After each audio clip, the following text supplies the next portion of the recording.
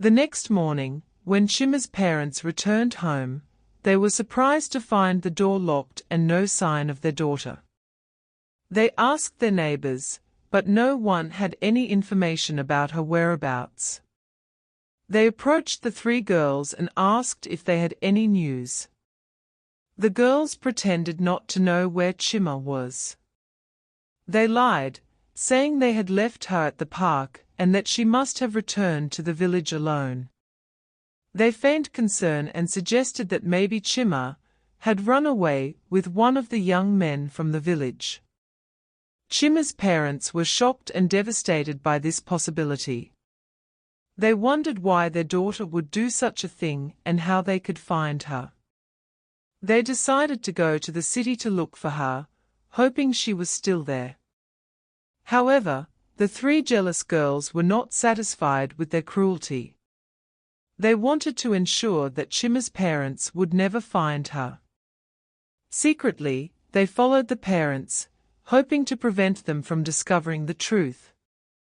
They remembered that the bird was the only witness to what they had done and feared it might reveal the truth to Chima's parents. So, they decided to kill the bird before it could speak. They reached the river and saw the bird sitting on the same tree, singing a sad song about a dams.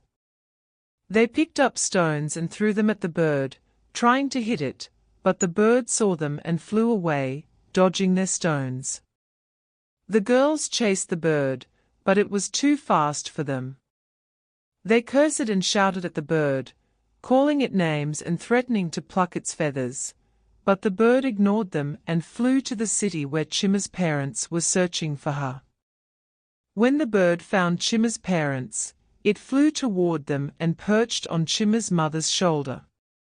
She was very surprised to see the bird and asked if it knew where Chima was.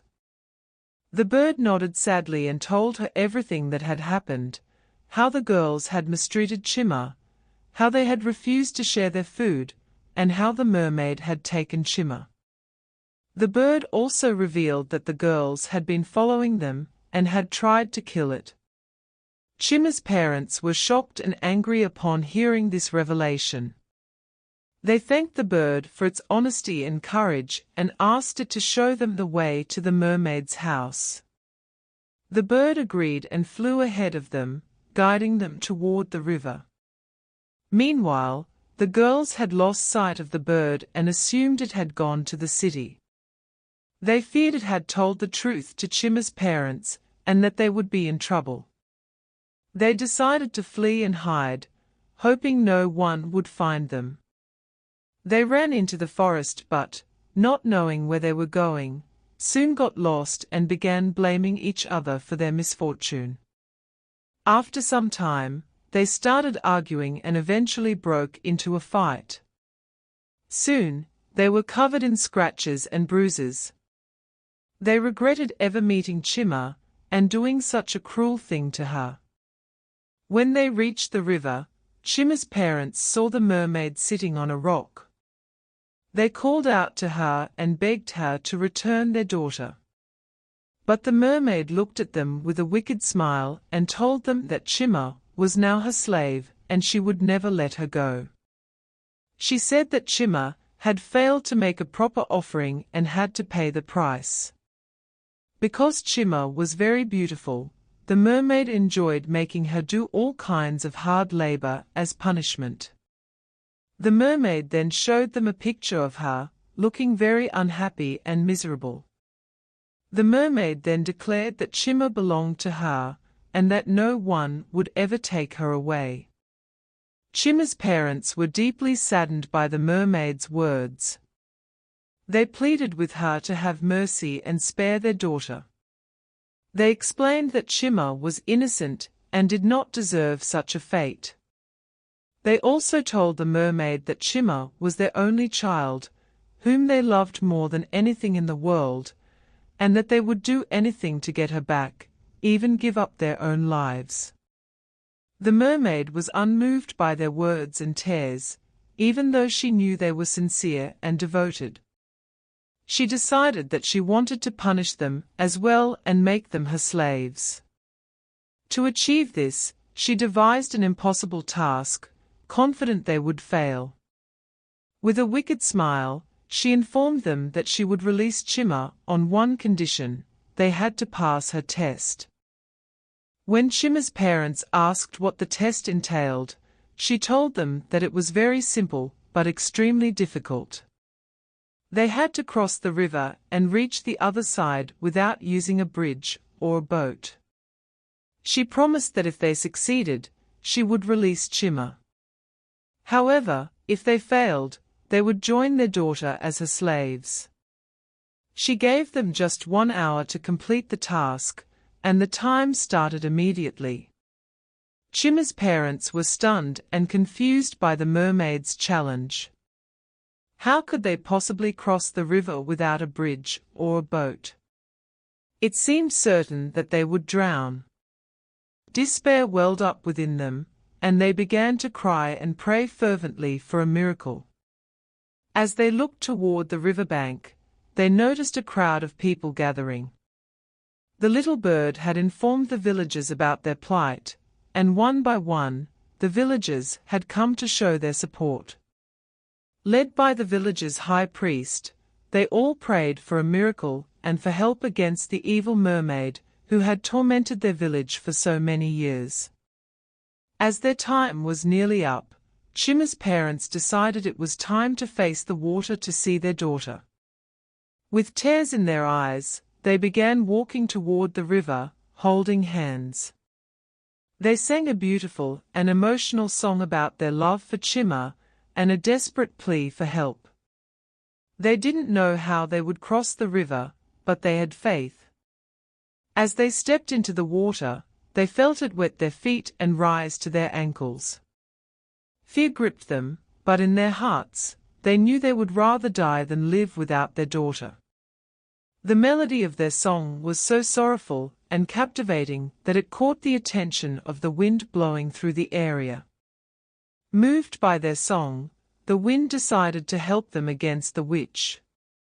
It swirled around Chima's parents, gently lifting them off the ground with its powerful gusts.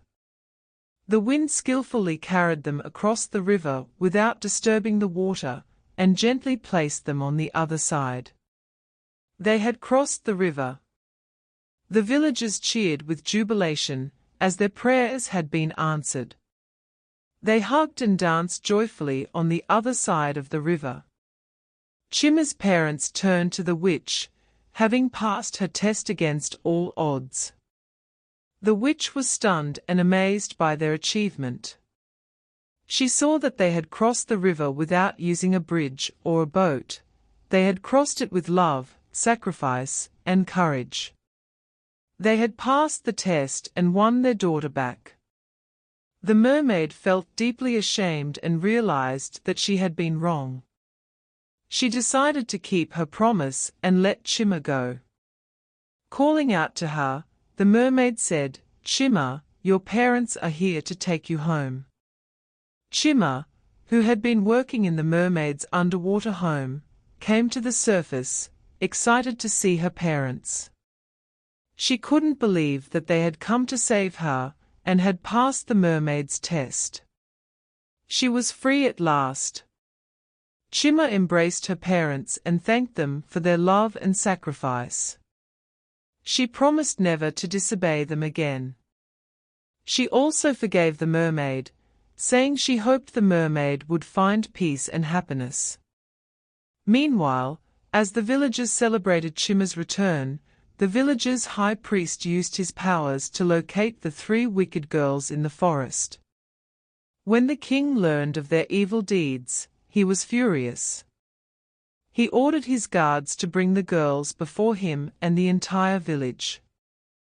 The girls were found trembling, scratched, and dirty, and were brought back to the village. In front of everyone, the high priest revealed their wicked actions. The villagers were shocked and disgusted. The wise king declared that such deeds could not go unpunished. He proclaimed that the girls would be banished from the village forever. The villagers approved of the king's decision, and the girls were sent away, never to return. Meanwhile, the mermaid, filled with remorse for her actions, shared her sad story. She revealed that she had once been a beautiful young woman who had fallen in love with a prince. However, a jealous sorceress, envious of her beauty, had turned her into a mermaid and condemned her to live in the river. Over time, bitterness and vengefulness had consumed her, leading her to torment the villagers. Now, having witnessed the power of love and sacrifice, she deeply regretted her actions. Back in the village, Chima's beauty and kindness caught the attention of a prince who had come to celebrate her return. He fell deeply in love with her and asked for her hand in marriage. Chima, who had also fallen in love with the prince, happily accepted. The village was filled with joy and preparations for the royal wedding. Peace, happiness, and harmony returned to the village. Chima and the prince lived happily ever after, and the villagers were never again afraid of the river. The end. Thank you all for watching this video. Leave in the comments what you learned, and don't forget to like and subscribe for more videos.